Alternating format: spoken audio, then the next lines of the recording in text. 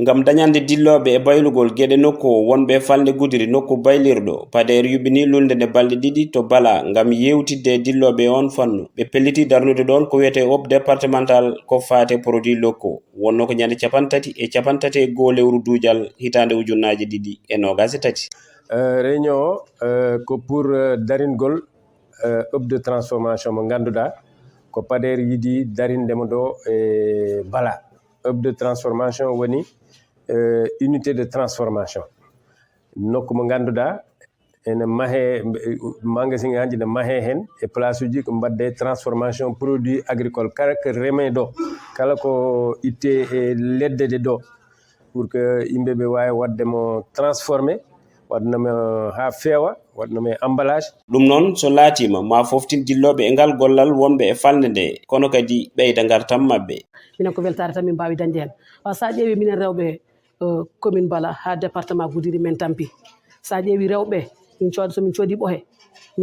somin coodi ɓohe taw min guiɗo min liira min cuuɓa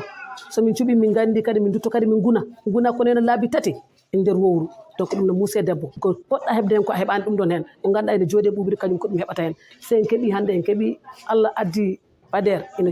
jaggana men eɓe mbaɗana min ganda taw ko local mo ganduɗa taw ko Bala ɗo jooɗi taw ko département Gudiri foof rendi donc ɗum ɗon ko nafoore mere e wiide Amadou Ba maire commune mo Bala ɓe pelliti wadde kaddi bawɗe mabɓe haade golle pattam lame mbawa laatade ko weltare en tant que maire commune Bala nde opo wiyane darne ɗo so ɗum ɓenni darde commune o ko ɗoftude opo ha kala ko miijono pour ko fate réussite ha ko miijono ha opo adda mairie o daro darde mum ha ɗum wawa wonde haranleɓe ɓe mbawi yoyde boowal to obo foti darnede ɗo tawa jaajendi ndi ko fodde hectare uji 3 on nokku noon tijja gollirede ko fodde 60 millions e kalis CFA taw hen 10 e kala temedere ko pelle gonɗe e falde nde mbaɗanta ɗum koye mumen.